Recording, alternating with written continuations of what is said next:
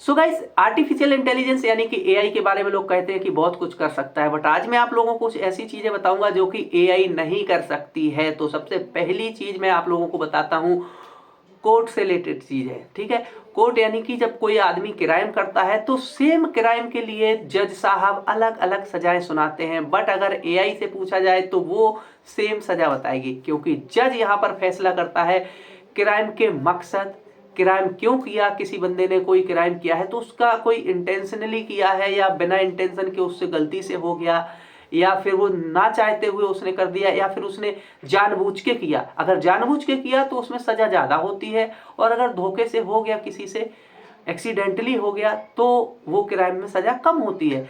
और केस कितना वैसा है, कितना उसका प्रभाव पड़ा है, उस आधार पर जज साहब उसको पनिशमेंट देते हैं। बट एआई इसमें कुछ भी मदद नहीं कर सकती। एआई केवल जो संविधान में लिखा होगा उस डेटा के आधार पर आपको जानकारी देगी।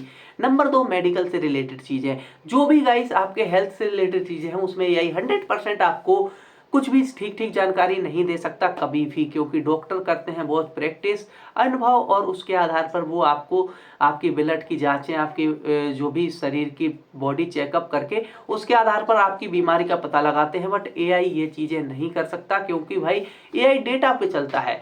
तीसरी चीज आती है भाई आपके इमोशंस। इमोशंस एआई कभी भी नहीं समझ सकता। आप इमोशंस में कुछ किसी इंसान से जब बात करते हैं तो वो आपको उतना प्यार से समझा सकता है जितना एआई नहीं समझा सकता।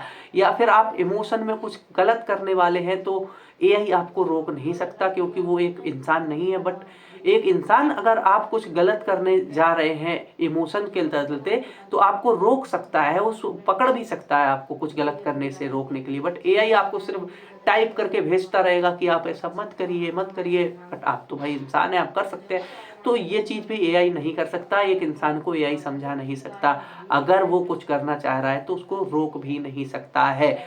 उसके अलावा फाइनेंशियल एडवाइस में भी भाई एआई यहाँ पर कुछ तो मदद करता है कि आपको अच्छी चीज बता देगा कि आप पैसे को यहाँ वहां इन्वेस्ट कर दो, बट एआई चलता है डेटा के आधार पर। जैसे फॉर एग्जाम्पल, अगर एआई से आप 1 साल पहले पूछते कि गोल्ड में इन्वेस्ट अच्छा होता है या म्यूचुअल फंड या स्टॉक, तो भाई यहाँ पर एआई का वो आंसर नहीं होता कि गोल्ड में ही डाल दो पूरा पैसा। लेकिन गोल्ड तो बढ़ा, क्योंकि एआई को पता ही नहीं है ना कि आगे क्या होने वाला है। फ्यूचर प्रिडिक्ट नहीं कर सकता ना एआई।